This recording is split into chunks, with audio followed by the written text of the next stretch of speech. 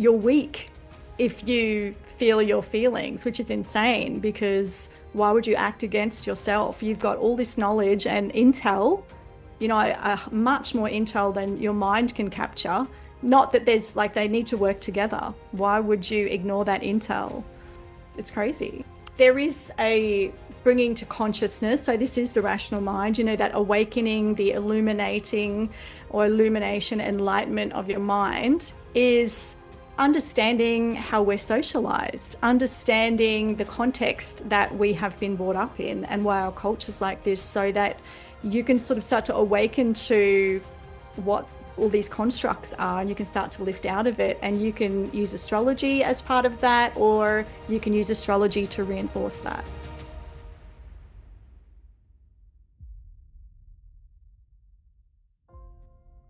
Have you ever felt like there was a deeper rhythm guiding your life, something beyond logic, something cosmic?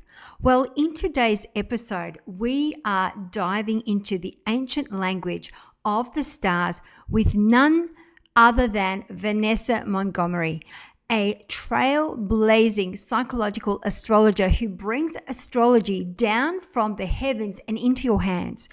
This is not a prediction. This is about permission to be fully yourself, to understand your emotional blueprint, to break free from the rules you never agreed to, and to step into your inner authority with grace and cosmic flow. From decoding your big three to exploring how transits like Pluto in Aquarius and Neptune in Aries are reshaping the collective, Vanessa brings a radical, refreshing, and liberating lens to astrology. This is the kind of conversation that reminds you you are not broken, you are becoming. The stars are not in charge, you are. So settle in, stargazers, take a breath and enjoy. Well, hello, beautiful souls. We have another amazing guest for you, and one all the way from Brisbane, so not far from home. We have the beautiful Vanessa Montgomery. Welcome to the show. Hey, thank you so much, Catherine. Thanks for having me on, and everyone that's listening today. And for those that are not watching, I highly recommend go and check out her website. It's so beautiful, colorful, and I was just adoring Vanessa's hair. So in case you're not watching, but you're listening to the show. So the way that we love to start the show is we always love to ask our guest, what inspired you to do what you do today? Okay, well, I guess the thing is I was already interested in the metaphysical and the unseen, and learning a little bit about different spiritual philosophies like Buddhism and Hinduism and different ways things are done, and questioning Christianity as well as a dogmatic, this is the way it is, when I was really young. And then I found astrology around 1995. And realized what it actually was. It's not just sun signs in a column, although I do write those for glamour myself.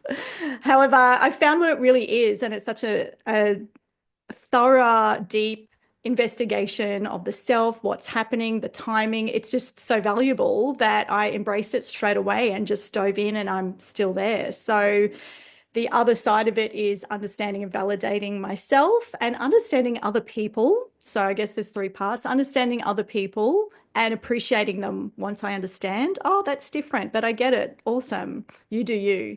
And then, of course, the timing, and it speaks to the larger cycles in trends, political, fashion, design, all the things with forecasting using transits. So, and then of course, personal transits. So actually there's a few layers. That's it.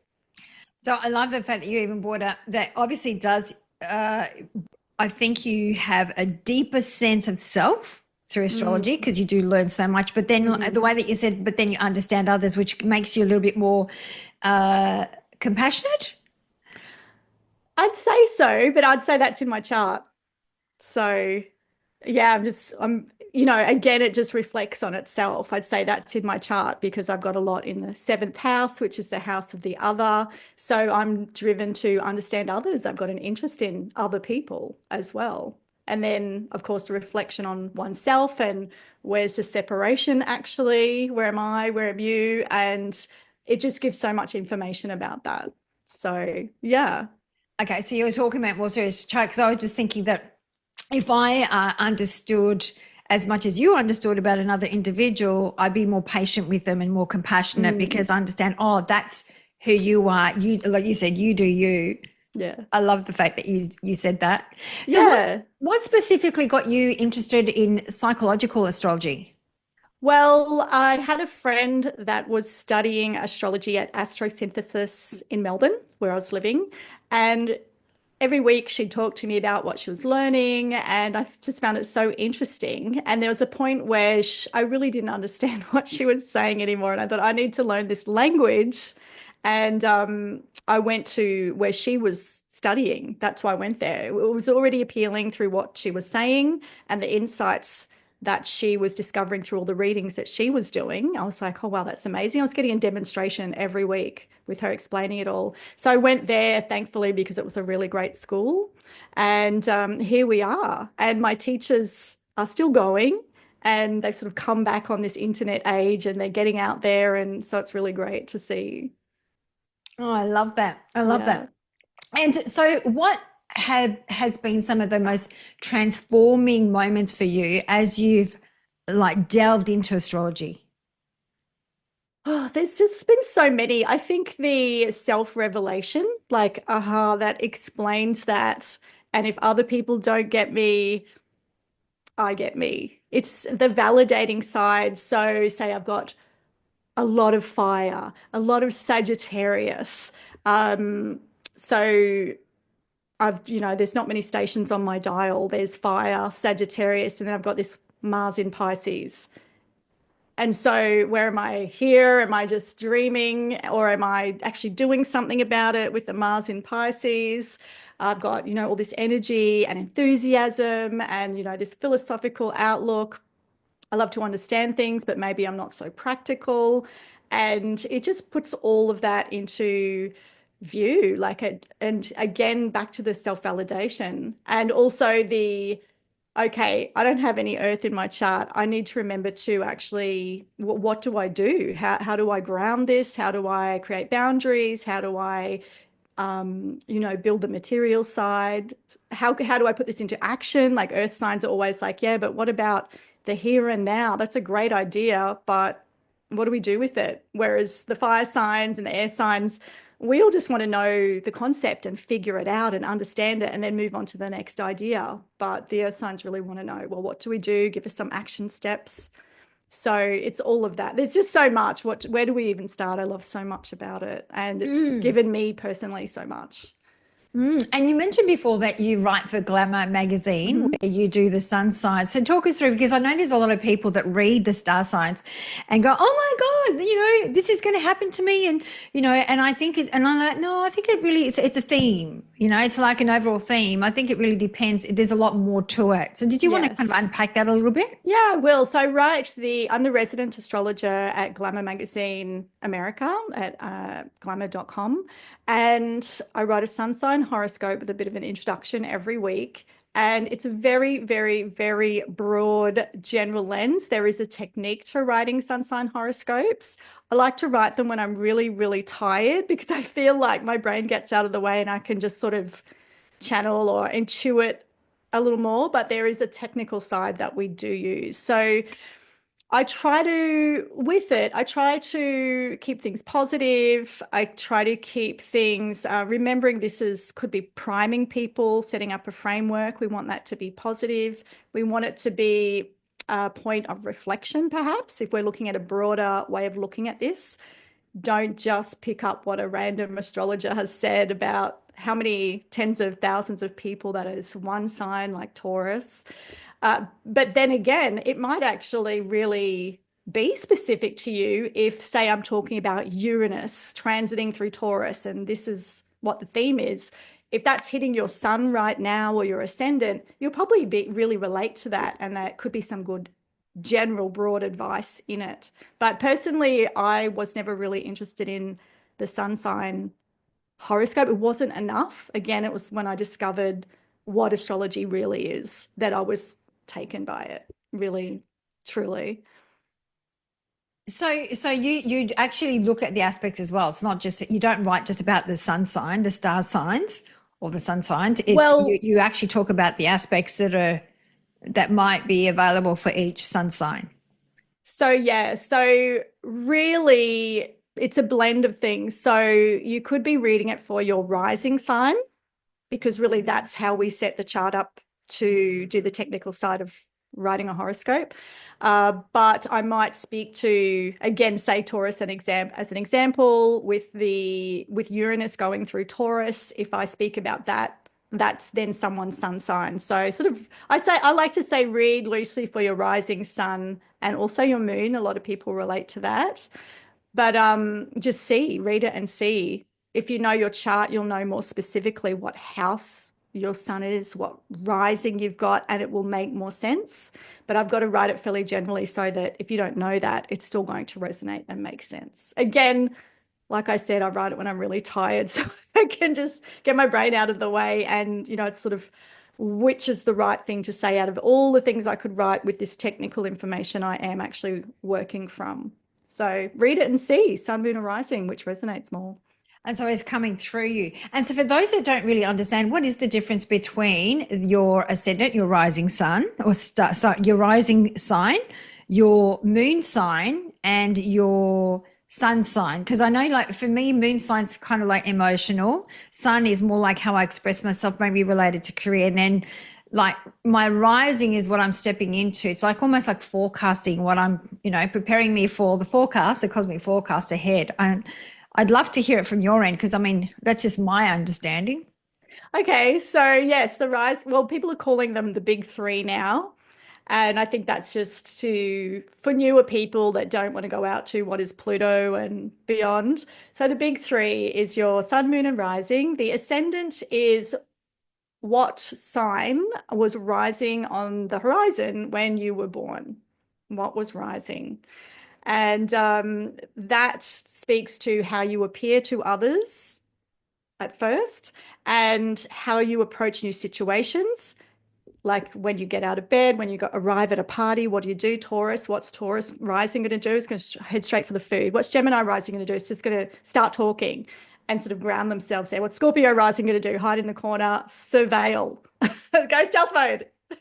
So um, it's also quite an overlay to the whole chart. Everything's got to get through that rising to function. So it's very important. The sun sign, of course, is how you express yourself. Self being a key word. When you say, I am myself, you're in your sun. So it's where you shine. What house is in it? Is it in 6th, 7th, 10th? 10th would be career. So yeah, it sure would be related to career in that instance. Self-development as well. Moon is your emotional, instinctual nature. So, yeah, what you need to feel, I feel. You're in your moon when you're saying, I feel safe. What makes you feel safe, secure, emotionally connected? What's your, Venus is your love language. The moon would be what's your sort of emotional language, or how do you connect? And if you've got a really different sun sign, when you switch into your moon, it's quite a different way of functioning. So, if you know someone's moon sign, it's very helpful. I had a bit of a chuckle because I am Scorpion rising. And so I had a bit of a laugh when you said, oh, I go and hide in the corner. I'm also moon in Scorpio and sun in Pisces. It's a lot of So water. triple water. I have Yes. no ideas what boundaries. I'm here to learn this lesson. I teach this stuff, Vanessa, and I'm still learning it. No boundaries. No boundaries. And Neptune in my first house and Oh, South wow. Node in my first house. So Yeah, yeah, right. I'm Yeah, no, really there's no here to boundaries. learn boundaries. Yeah. Are you though? Yeah, true. Yeah. Yeah, well, true. Because really South Node is what you've already mastered in a past life, isn't it? Well, who knows? But the way I've been taught and the way I use it and what I've seen show up with clients, and I'll reflect on myself, is it's a strength. You've got it. You've done it. It's a resource that you can now use, but you can't sit there in your comfort zone. You have to move towards the North Node. You've got all the rest of your chart too, which is a lot of water. That's a fact. There's a part where it's very, it's your thing to have lack of boundaries in a positive way, where you can sense into people and feel into people, coaching, counseling, very useful, being an oracle, very useful, all of these things. But obviously, understanding the pitfalls and where you do have to have boundaries. So the North Node being in Taurus. So the North Node is like it's not so familiar. It's definitely not a comfort zone. And they say we find more success through heading towards the North Node. We get the positives when we do that. So when you do Taurus, your North Node, you get more positives. Whereas if you're too in the shadow side of that South Node, the Scorpio, and they say we get the shadow side if we stay there too long, we keep sort of clinging to the comfort zone, which would be turbulent emotions, very turbulent, and maybe a lot of drama and power issues, because Scorpio is so power, control issues, all of the dark side. But it's not forgetting there's a resource in it that you're bringing with you. It's super metaphysical, like Scorpio and Pisces. No wonder you're talking about all of this. So metaphysical. It's interesting because I can definitely relate to it because I have, the more I've evolved, I can see that the more I'm partnering with others, the more I learn through others, which is the seventh house you're talking about, the North Node, and the more expansion that has taken place. Whereas before there was, once upon a time, there was very much, I was very introverted.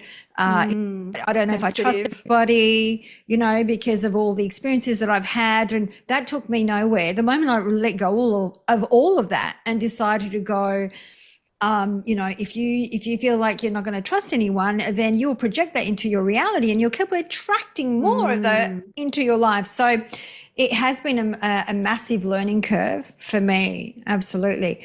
So I'm really curious. So for those that don't know astrology, really high level, when you look at sun signs, what are some of their characteristics?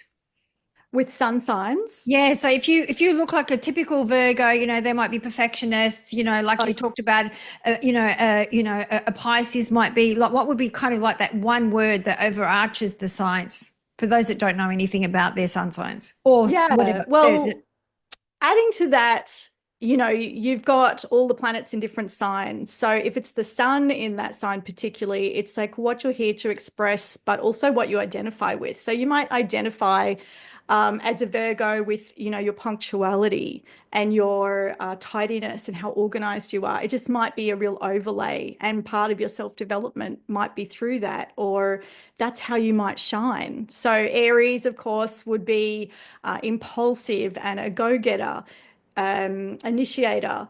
Taurus would be stabilizing, material, on a material realm, and stability, just stability. Gemini would be communication and really connecting communication, ideas, people. Cancer would be, identifying and expressing themselves through care and nurturing, and that emotional sensitivity as well, being a water sign. Leo would be through self-expression and creativity, and also leadership. And Virgo, again, we just did that one. Then we've got Libra through creating partnership, and also balance, harmony, justice, which it all comes down to balance. And then we've got Scorpio through creating power coupling, basically getting in deep and, having those emotions and working through them and finding the power within them. Then we've got Sagittarius, which is me, and that's, shooting for this vision and positivity, and let's go on this adventure, this intellectual adventure, and ask all the goofy questions and probably get foot in mouth, but you got to learn somehow, right? And then we've got Capricorn, so that's a practical earth sign. So they're all about being professional. They love to have status and responsibility and be an upstanding citizen in the world. And of course, earth, riches quite often.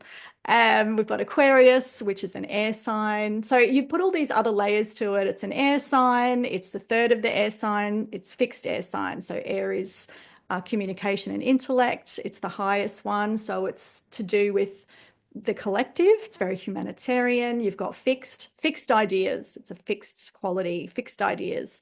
And then you've got Pisces, which is the final one. Pisces encapsulates everything. It's starting to dissolve, ruled by Neptune, starting to dissolve, ready to start the cycle again. Water sign. It's the final water sign. It's not about the self. It's about losing the self. So Sun in Pisces is a little bit at odds because the Sun loses the self.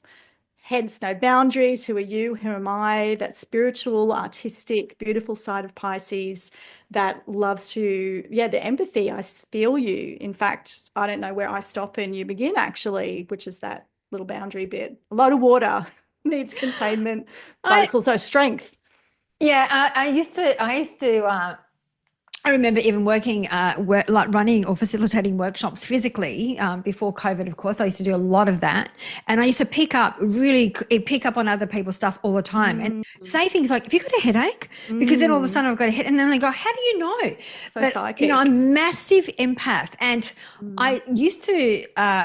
I remember used to say, I wish I wasn't so empathetic, like literally picking up other people's stuff, because I'd be literally sick in bed after doing a workshop until I learned. I went to a healer and he said to me, cut ties like every night as a way to cut ties. As a way to clear and cleanse. And I mean, that was fascinating to even learn that. But he said to me, instead of looking at ways to get rid of it, look at it as your superpower. Which Absolutely. Was a complete flip in mindset, because I was like, I wish I didn't have this because it was so debilitating. But when you actually change the meaning of it, it changes form.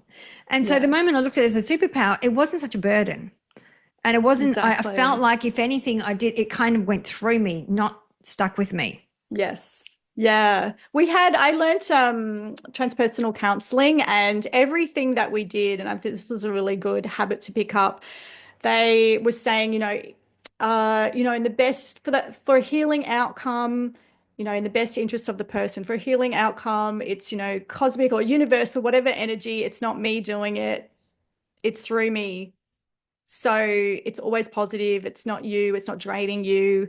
It's just our connection. So I'm thinking about you with, in a different time or place, or wherever you place yourself with your strengths. Imagine someone coming to you and you're an oracle and you're being able to pick up this stuff in a specific way. Everything's a strength. And I think people maybe in our society that's leans toward the rational and valuing all the rational and material and this fear of emotions and whatever underlies the material has been a bit demonized. There's nothing wrong with empathy and having emotions, because we all have those things. It's just we have to learn to value them and understand how to use them. Yeah, I totally agree. And I always talk about in our academy about intuitive intelligence. The more that we allow that, sometimes you get that gut feeling and people go, but why? And you go, I don't know why. I can't put it logically. I can't put it into words. I can't contextualize it, but it's a feeling. And so I can't go against my feeling, because I've known over the years, every time I've ignored it, I've come back to, you know what, Catherine, you knew from the start and you ignored it. Every time. So now when I get it, I'm like, I'm going to go with that. And the more that I've done that, my intuitive intelligence has been so spot on. Like to this day, I'm like, this doesn't feel right. I'm not going to go ahead with it. And then only find out later, I had more information as to why it didn't work out. And so it was a good thing that I didn't go ahead with it. So in hindsight, when you look back or receive even more information, it's a gift. Exactly. It is a gift. It's magical and it's natural. Like, look at animals. They don't overthink it. Humans, we overthink it. It's ridiculous. They just act, And I think, I've thought about this a bit as well, because I'll often question mine, and we've all got it, that's a part of being an animal, which we are. And it's always right. And if you can move with it, because it is in the moment, the minute you stop and go, oh, what was that? You just lost your flow. This is such a key. If you can trust yourself and flow with that, you are in flow. That's what it is. And the thing that gets in the way is the logic mind. It's when you start thinking about it. Yeah, it's in here, right? So when you start thinking about it, going, oh, is that really something that I'm feeling? Is that something? And you start talking yourself out of it, which I know I've got a very strong mind. I over process, over analyze, over think. I know that. And so for me, I've learned to drop into my heart as much as I can, which is, really feeling the feelings, because that's something that I think I've always ignored, like I've always, in my younger days, that is, very much ignored my own feelings. As long Yeah. as others were okay, I'm okay. I'll deal with me. I can deal with Mm. that, and repress those feelings until obviously they'll come out eventually in some way, shape, or form. But yeah, I've learned definitely, and I always inspire others to do the same, to really go with, what does your gut feeling tell you? What does your intuitive intelligence tell you? What does your heart tell you? And Yeah. some of them like just can't even articulate what, because they haven't been in their body to feel those feelings, because we've been conditioned not to. Yeah, exactly. Exactly. And I think not value them, like you're weak if you feel your feelings, which is insane because why would you act against yourself? You've got all this knowledge and intel, much more intel than your mind can capture. Not that there's like they need to work together. Why would you ignore that intel? It's crazy. Absolutely. And I have to bring this up too, your motto: free your mind, own your Yes. power, and change your world. Yes. So what was So the driver? So I think that, there is a bringing to consciousness. So this is the rational mind, that awakening, the illuminating or illumination, enlightenment of your mind is understanding how we're socialized, understanding the context that we have been brought up in and why our culture's like this, so that you can sort of start to awaken to what all these constructs are, and you can start to lift out of it, and you can use astrology as part of that, or you can use astrology to reinforce that. It's up to you. So free your mind, and that's, reading spiritual philosophies and look at different ones. Don't go with the dogma. Just let it sort of open up your perspective. Talk to a Pisces, they'll take you out there and they'll show you different ways. Talk to a Gemini and they'll pick you up on things that maybe there's a paradox on, or you're being hypocritical about, or that, they'll dance around with you. You just open your mind and you can see more. So free your mind. Don't keep repeating the same little loop that you've been taught. We grow up and we learn about this and we learn about that, and where it's so exciting. And a lot of people, I think, as they get older, get stuck in their ideas. And it's like, well, why would you just hold on to these ideas that such and such taught you? Like, there's more, learn more, open up. So there's that, free your mind, own your power. I think that we are often taught to give our power away and not embrace that power, not sit in what is our truth if it makes other people feel uncomfortable, or if someone's having a little power trip over us, because I think people are always testing our boundaries, and we've got to learn to sit with that discomfort as well. And once you sit with it, you actually feel really empowered. It's so basic, but there's all of that as well. Power as the group, the collective, as we are starting to awaken to, with Pluto going into Aquarius, of course, power of the people rather than being divided. And, women, power of the collective of women, standing with each other, always uplifting each other, not buying into that divide and conquer and criticizing each other, or about how we look, or about anything like that. Like, I've seen, it's been really interesting seeing on social media how a lot of women are getting more conscious of that. So they consciously align, like just now, the Wicked stars in the Wicked movie are aware of that. So they consciously aligned with each other. And we said, we've got each other. We are so strong. We've got the best friendship from this. We really supported each other. We know how women are often pitted against each other by the media. So we are making a stronger, united front. So it's just not possible. So you can see that we are together, and I thought that was wild. So they're really owning their power, stepping up and controlling the frame and the narrative. Very interesting. Um, Create your world or co-create your world. Once you've got that, you can start having more agency and taking control and stepping out from maybe a prescribed laneway or what you're meant to do. And you can go with, well, what do you want to do? What is the right way for you that might not be the right way for someone else? And that's also, things like giving yourself a positive motto that you say every day, or being intentional about something. So you've got that goal about what you're creating. So you're going to create it if you have that idea first and go towards it. Like, it's basic, it's not metaphysical, but I think what we perceive as metaphysical starts to somehow come into play as well. And if you're open to something and it's looking for you, you seem to find it. And that seems metaphysical and it seems magical, but that's just part of our reality, I think. Well, really, it's us creating, though, aren't we? Co-creating all time with Yeah. with God, universe, or whatever you want to Yeah. call it. Yeah. We all play a big part of it. I love the fact you talked about the women, because there was another astrologer that we interviewed, and she was talking about the rise of the rise of feminine, just not women, but the feminine aspect of men that we're stepping into. So when you mentioned that, it kind of like triggered that. But the thing I was curious about, because you talked about Pluto moving into Aquarius, obviously it depends on what part, what part of your chart it's sitting at too. But what's that shift bringing up for you?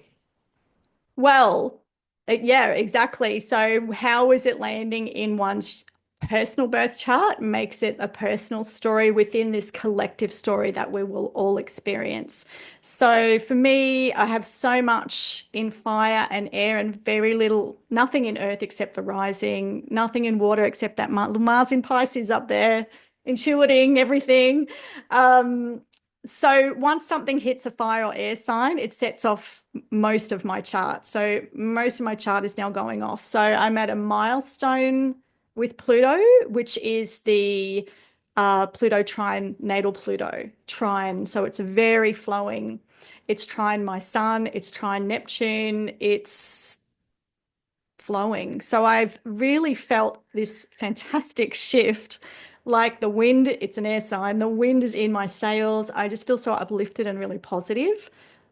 Yeah, it's amazing. So I've just started applying for more conferences overseas to speak and just telling myself, if not now, when, just do it. So here we are, about to do all of that. So yeah, it just depends. For you with the Scorpio, because Aquarius squares Scorpio, at some point that Pluto is going to come up and square your Scorpio moon. And that will be interesting and challenging. So that will be a real challenge to you. Maybe it's a power struggle, maybe it's your own inner, like an emotional battle, whatever that is at the time. And we can look at what that, or you probably know how to do it, find the timing of when that square is so that you're conscious and aware of it. I don't think it necessarily makes it easier. Pluto square the moon is really tough.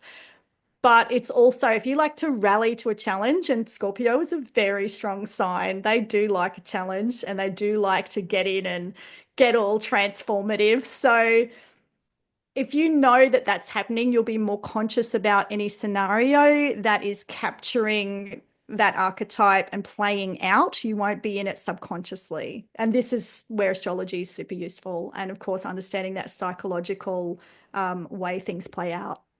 I mean, I'm all up for change. My Pluto is in my fourth house, and then I was born with Pluto in my 11th house. So yeah, it's I'm all up for change. I know I've got lots of change coming. I'm ready for it. I've got my roller skates on, Vanessa, and I'm ready to go. Fantastic. Me too. Right.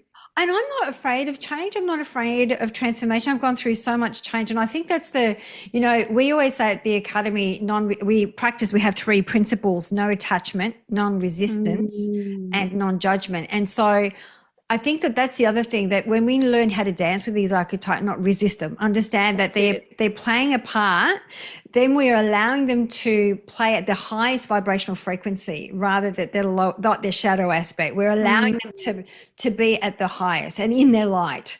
So for me, I'm going to be open to whatever takes place, because I know this is what I've signed up for. Yeah. And, I mean, what are your thoughts about that? I think that is a really great way to put it. And something I also say, especially with the squares that are very challenging, and watching my own resistance, the resistance is the hardest part. If you can let go, it's more flowing and it's easier. The resistance is where it really hurts. That's where you're hurting yourself. You're just holding on when this inner change is meant to be going and you're trying not to let it happen. It might, with Pluto, it could be fear-based. But again, if you know this archetype and you can recognize, oh, I'm having this Pluto transit, I spot that archetype actually. I'm having this power struggle with this person at work. Oh, this is part of that. You can perhaps let it go from that person and withdraw the projection because you've placed them in this plutonic role. Withdraw the projection and deal with it within yourself. It's much easier. Yeah, totally. You're onto it. I think it's super useful keywords. Yep. 100%, because we're projecting 100% of the time. So if you know, and I think that your external world is a representation of your internal world. So whatever's going on outside of my world, I know that I can only make the changes within myself. So I think for me, it's about, bring it on. Like whatever's going to come my way is going to come my way, and I'm ready for it. So that's why I was asking, what does it mean for you? And what does that bring up for you when you think about the shift from Pluto into Aquarius? And from a collective perspective, how do you see that play out? I'll quickly just scoot back to attachment because I want to mention that. I totally agree with that too, because when you are resisting change, it's because you're attached. Like they're hand in hand, they're twins, aren't they? They work together. So often it's the attachment to generally something that's an illusion. It's not even real. If it's ready to go, it's not real. It's not right. So yeah, non-attachment. It's in all the spiritual traditions for a reason. So Or attached to an outcome, because sometimes when we're attached to an outcome, we're actually getting in our own way to receiving something bigger. So because we're so, focused on this is the way it's going to play out, and, but the universe might have a bigger plan for us. And we're yeah, just you getting got in the to way. trust yourself. It shows, I think it tells you you don't trust yourself. So it might not be a definite outcome. It could be a belief that you're more financially secure through a particular thing or whatever it is you're attached to. You're not, or maybe a job where if you let go and trust yourself, if you're holding on out of fear, yeah, what is it within you? Once you, again, consciousness, if you bring consciousness to your game, it's much easier and you're just not in this subconscious way. So Pluto into Aquarius, very interesting. Well, of course, none of us have experienced that. So we can just look back at what happened last time, which I love to do. And so Pluto, power, transformation, going into the sign of, it's an air sign, the collective, humanity. It's a sign of ideals and intellect, information. When a lot of planets were in Aquarius over 2000, the millennium, as we know it, was a very Aquarian vibe. So I like to look at that as well. We got literally the information highway, which was the internet. Everyone got plugged in, social media came through.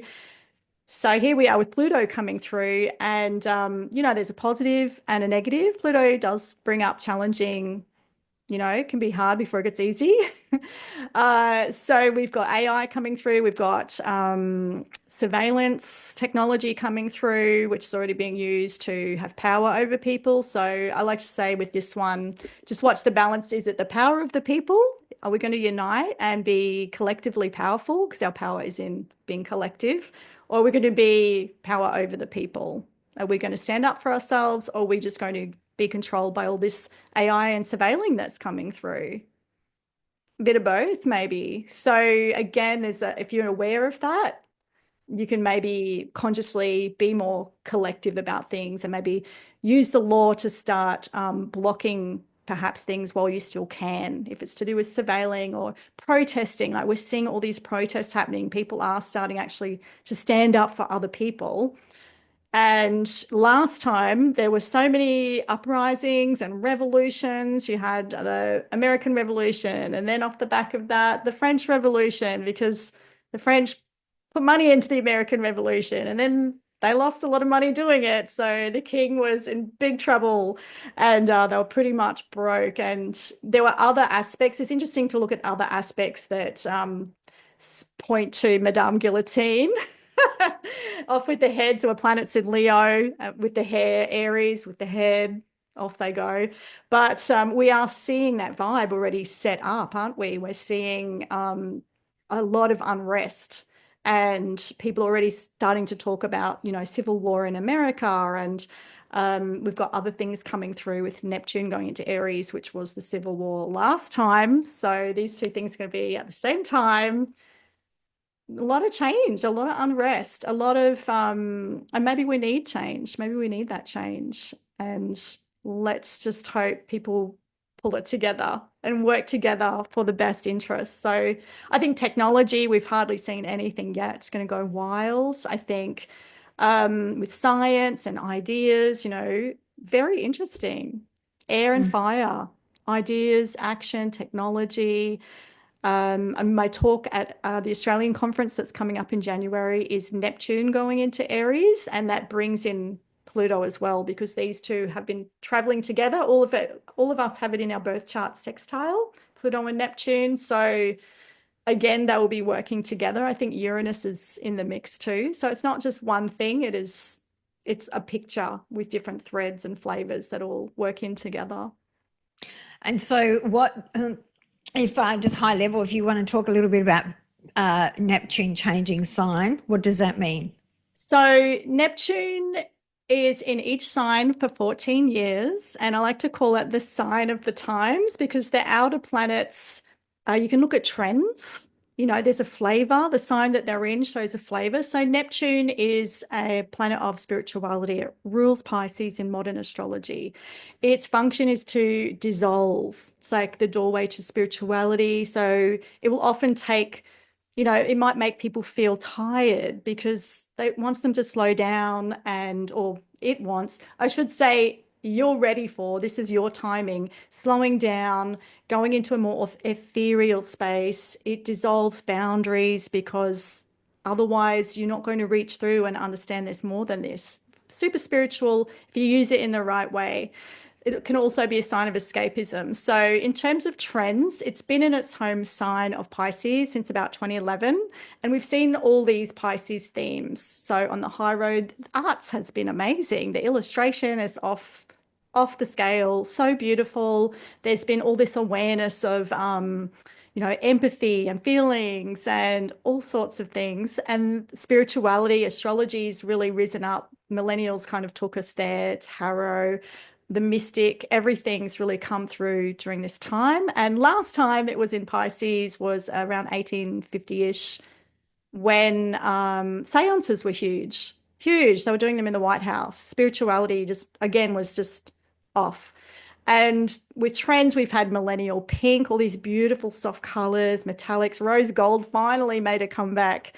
And that's very Pisces, that's on Pisces themes. So we're going to remember that time for all those things. Literally unicorns and mermaids, came through, these fantastical animals and beings, very Pisces.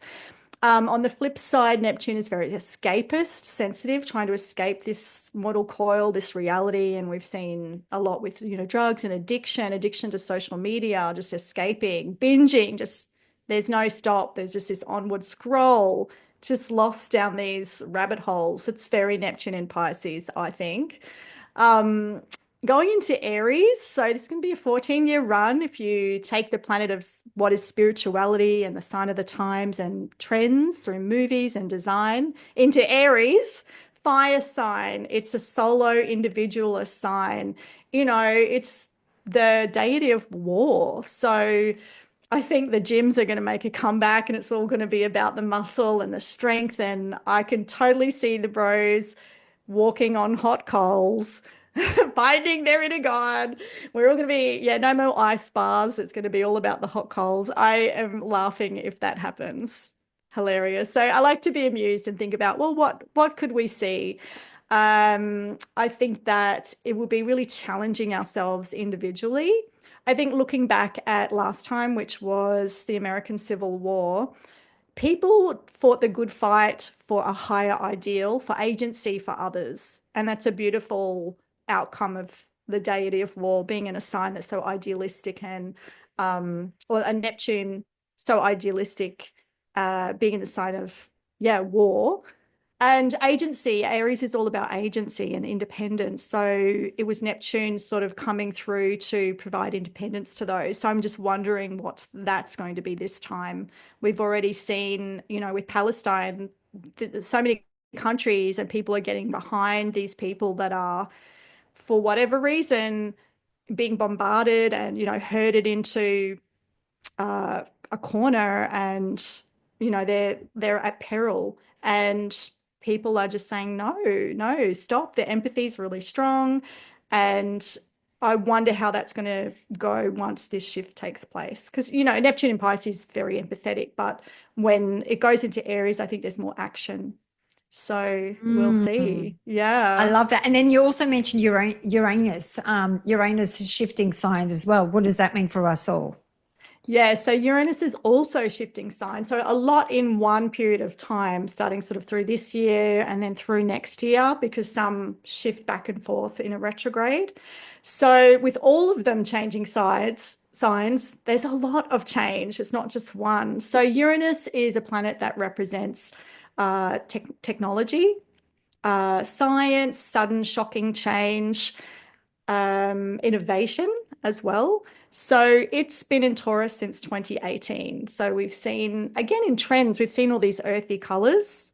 I think that's very Taurus. All these organic shapes, very Taurus, and the Pisces as well. That's been a real standout. When they were in Aries, because Uranus was in Aries before Taurus, we got the rise of activewear and the gym. When it went into Taurus, that changed to leisure wear, comfort wear. When it goes into Gemini, Jupiter's already in there, so we're already seeing a few themes of Gemini. So when Uranus goes into Gemini, I think that Gemini being communication goes up more than a notch, and the technological innovation to support that. So I think we're going to go much further. It's a twin. It's a sign of two twins doubling up and splitting. So we're already seeing with Jupiter in there, where even is the truth for a start, but we're seeing AI, what are they called? Twins, like avatar twins on Zoom. I think they're saying that can come and show up at the meeting for you. That sort of thing is just going to keep going. So we've really got a taste of it. We're not going to, what's real? Is it the twin? Is it real? Is it not real? Gemini is a trickster, and Uranus is, the mother of all tricksters. So yeah, prepare to be tricked, And you can see basically. that already. I mean, with technology, I was blown away the other day. Somebody showed me that this is just not a real person. It was Wild. animated, and it looked like a Yeah, real person. It had their that's voice and right. everything. I was blown away. So you could already see that. Vanessa, I'd love to unpack your book, Star Power. Mhm. I'm conscious of your time, so I'd love to, for those that are interested in diving into your book, what will they find? Well, I have three books actually. That's my first book.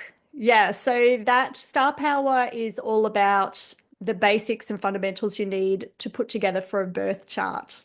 So that's also the foundation of astrology. So it takes you through each sign, each house, the aspects, and each planet so that you understand how to put it together. And then I've got an example chart. There's also a glossary in there so that you can check the terms, and then it explains how you would it together with a chart. So just follow that code, 4-part code, and you're going to get the idea. You can use it as a reference when you're maybe looking up your chart and see, oh, hang on, what's that? What's the sixth house mean? And it'll give you keywords, and it'll give you a bit of enough to get rolling. I'll go on just to put the others into context. There's Astro Power, which is my most recent book. So you can understand transits. So it opens up the planetary archetypes and meaning more. And again, it shows you how you can overlay that onto your birth chart that you learned in Star Power and understand how to read the transits for you and also what they mean for the collective, out in the world with trends changing. And then Cosmic Power, you deep dive the sun signs. But you can also look up each planet in each sign as an added layer if you're at that stage. Otherwise, you can just look up the sun signs and understand a bit more about those. So, Star Power has been the most successful so far. That is off like a rocket. And they're all available everywhere. So, you can order them in, find them online. And yeah, start with your birth chart. Definitely start with Star Power. They're all very feminist, very empowering, modern astrology. Definitely not the traditionalist, which I'm thinking is a bit fundamentalist viewpoint. The planet, I'll go in like Mars is not he, I'll say masculine it's not your masculine side. Like action isn't masculine. beauty isn't feminine, which is female, like sort of perpetuating an idea or a stereotype with doing that. So I've flipped things around. I've gone neutral just to give a bit of a different perspective and open up your mind to how these archetypes can work. Because they're not gendered, but they've certainly been put on gender. So So that's been true. something I've worked on through that. And that, I think part of liberating yourself would be non-attachment to those gender constructs, like us, because you're female, you have to be these ways. That's, I think, very limiting to your own spiritual journey.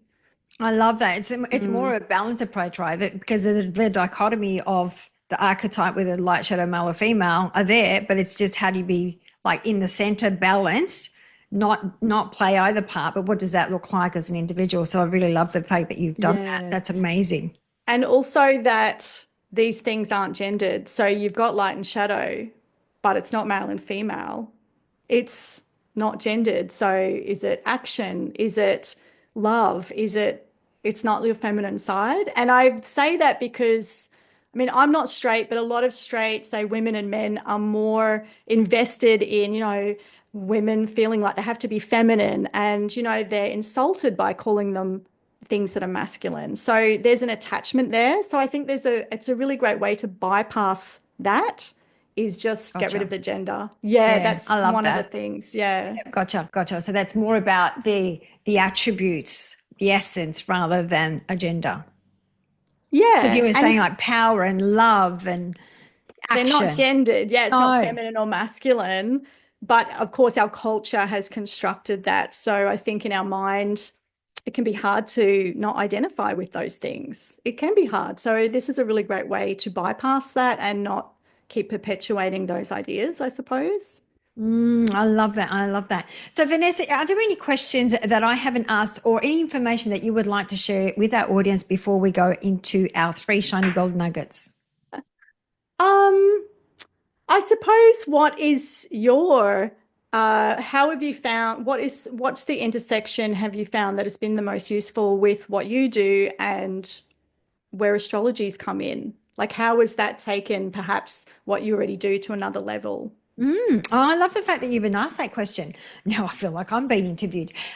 So I love. I mean, I think I told you as before we came on the show, and everyone knows I'm not an astrologer. I've never confirmed to or confessed that I'm an astrologer, but I have been dancing with astrology since my mid-20s, so it's been quite a long time.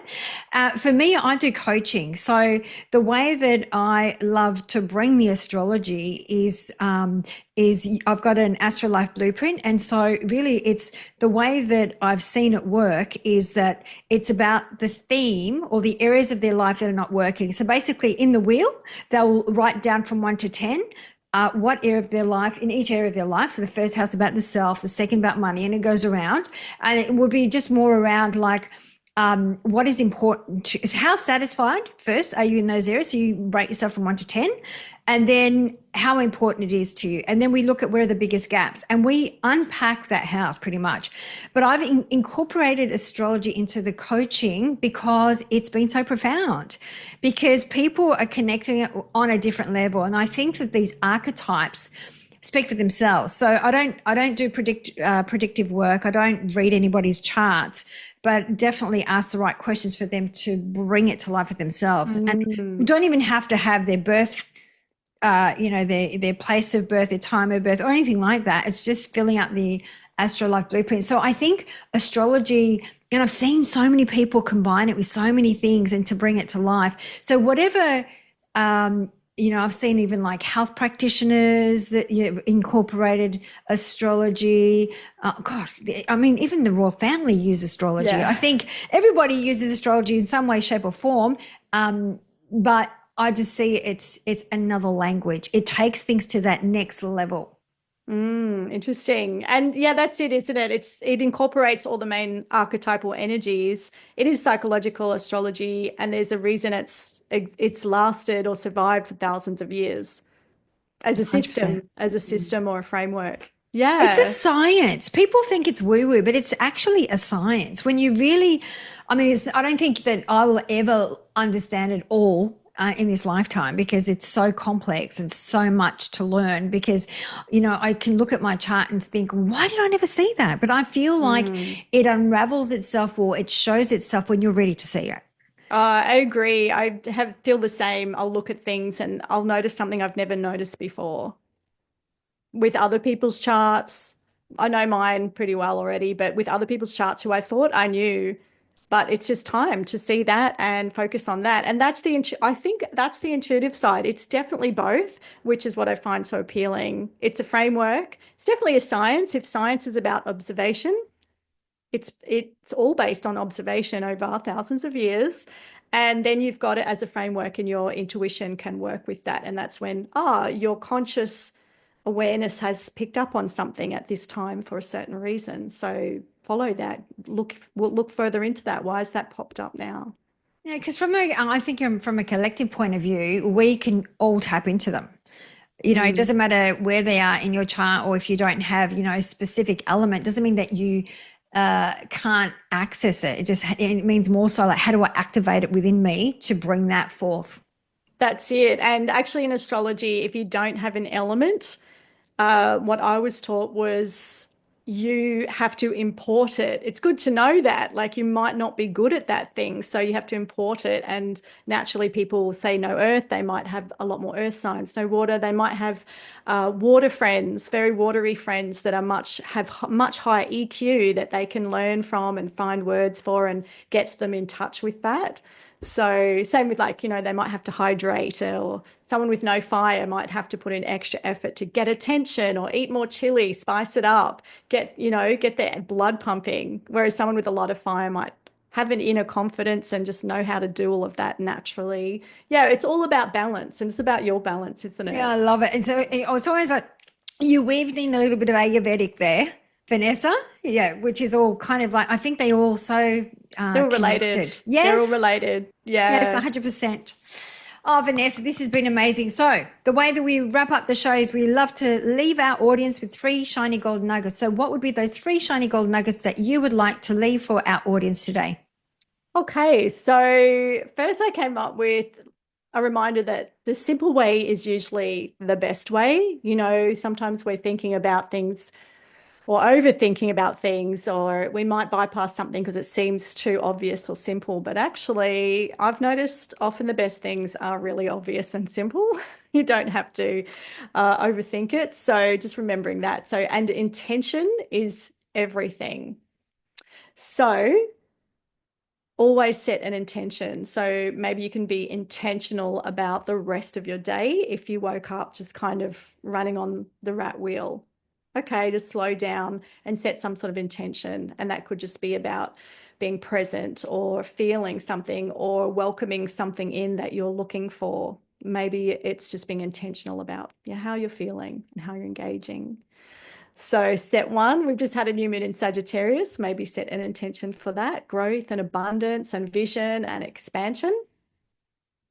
Number 2, repeat your intentions like a mantra or motto through the day. I find it's really useful, rather than randomly going off on thought tangents. Come back to that as a mantra, and it's very practical. And then note any shifts or resistance in your body, your mindset shifts, how others respond, and just notice if that whatever you're focused on comes to be. That's always interesting, isn't it? I've been doing one from Louise Hayes because I love her. She's onto it. I circulate freely. And I have been circulating more freely, I have to say.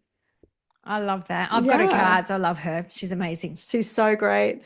Number 3, I was thinking about where are you? And this idea that we learnt about in transpersonal counseling about the locus of control. So are you centered within yourself, or you're centered externally, or somewhere on that spectrum? So a locus of control that's centered in yourself is that you feel like everything's from you. You make everything happen, but also everything's your responsibility, or perhaps because of you, your fault. You could take too much. If you're focused too externally, the locus of control is external. It means you're like, say with astrology and these things, it's too much, like the planets are making it happen and you're giving too much, perhaps, power away. So just find where you are with that. Are you looking to be told what to do? Are you deciding what to do? Maybe flip it and see what it's like from the other side. If you're external, draw it in. If you're too far in, let it go a little bit, because you want to play with these two things. Yes, there's some volition for you from you, and yes, there's external reality as well. So there's locus of control. What else did I write for that? Draw your attention to your body and focus on a felt sense. If you're too far out, just get back into your body. The feelings are in the present moment, the senses. So be in the senses, feel your solar plexus or your heart. I often go to the solar plexus because we often say heart, but really got to get into that whole core. I think they balance each other. And that core, the solar plexus, is so much about agency and your creativity, like the sun or Leo. So get back in there.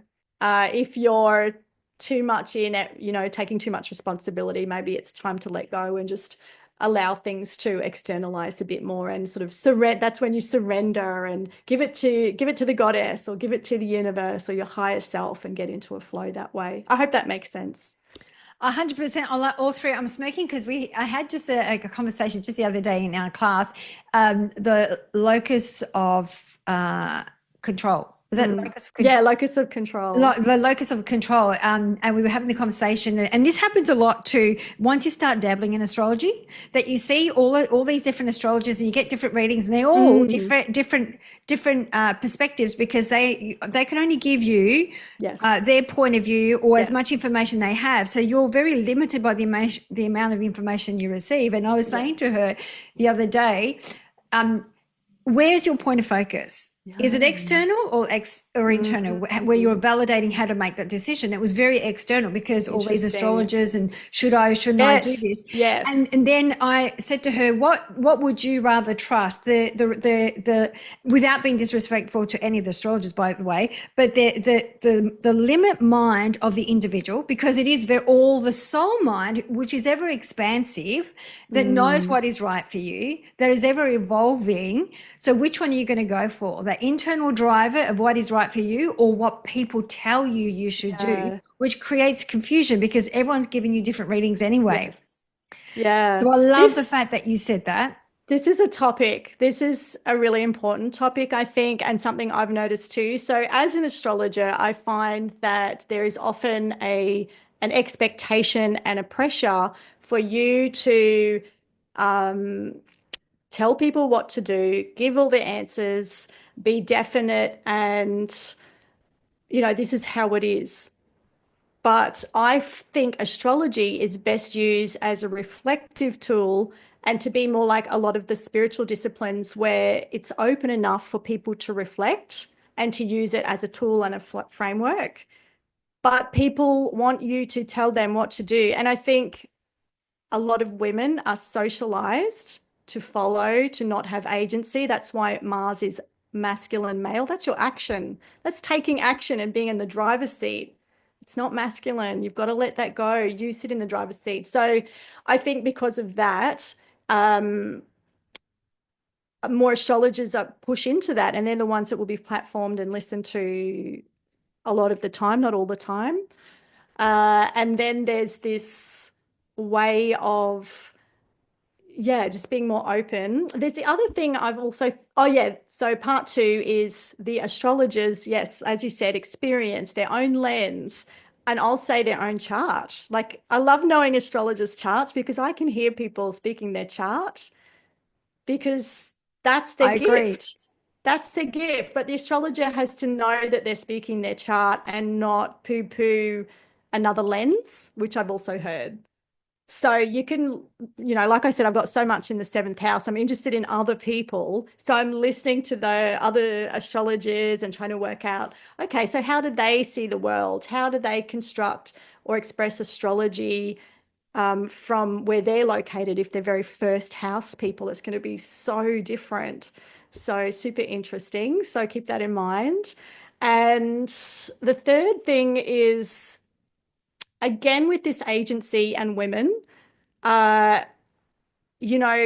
Traditionally, women could be an oracle or a vessel or a vehicle. It had to be seen as not coming from you. You weren't allowed to own it. So I find there's people that are like, I am channeling this, and I'm totally into channeling. I believe it, I get it, mediumship, all of that, 100%. However, I also think that sometimes it's like, well, it's okay to take responsibility for your own intuition as well as your knowledge and your construction of what you're delivering, because it is, if it is you as well, and it's important to own that, and that's okay. But I think there's and often women will be embraced for like channeling, and it's not coming from them if they're not if their Mercury isn't respected, which is thought and intelligence. People still gender Mercury is male and masculine, and that is just not helpful to us. So there's my three thoughts on those I things. love them. Yeah, I I love agree them. with And you. that's once again, it goes back to us not owning our power, right? Oh, it wasn't me. It was channeled through me, or was information that just dropped in, rather than saying, you know what, I picked up on that information intuitively. I connected with that. And it's very different than Mm. it just dropped in. It wasn't me. Yeah, you're not an empty vessel. And No. we've all got that. We've also all got that. And we are the ones that are interpreting that. So that's coming through our interpretation as well. And it's going out to the listener, who is, what are they going to reflect on? What's coming up from them? How do they then interpret it? What's resonating? What's not? Where's the resistance? It's a dance, isn't it? It sure is, because I mean, it's your lens, right? It depends on your state of mind at the time. It depends on your filters, your belief systems. Like there's so Mm. much to it at play. And I think it is a dance, very much a dance. Yeah, Yeah. very much a dance. And Mm. yeah, just the final thought that we have all got it. And even as an astrologer, I think ultimately, if we can truly trust ourselves and be in flow, we don't need any of this.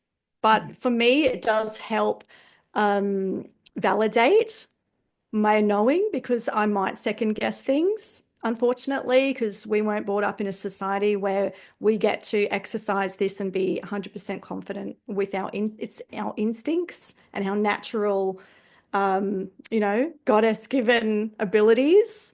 So yeah, that's my thoughts. I love it. I absolutely love it. So, Vanessa, we'll have all the links in the show notes. Where do you hang out the most? I'm on IG a lot, Instagram. Yeah. So come on over there, follow me, say hi. I do a weekly forecast, just a quick one with the highlights of the week. Obviously, grab my books, because I've put my heart and soul into those. You'll have so many great fundamentals to get rolling with there, and probably a more open perspective as well. I Yeah, think you need all three books. They all, they one, work together they work well. together. You can't have Yeah. one without the other and so forth. So, what a great, beautiful Christmas gift or birthday gift. It depends if it's They after are good for Christmas. gifting. Yes, Yeah. absolutely. Oh, and astroallstars.com as well. Yes, we'll have that in the show notes. I Yes. can't thank you enough, Vanessa, for coming on the show. It's been a really interesting conversation, very colourful, of course. And I want to say thank you for sharing your wealth of wisdom with us and your time and your energy. Thank you so Thank much. you so much, Catherine. And thank you, everyone, for tuning in. Enjoy all the cosmic shifts and changes. And remember, own your power. Free your mind, own your power, and create your world. And power to the people. I love it. Thank you.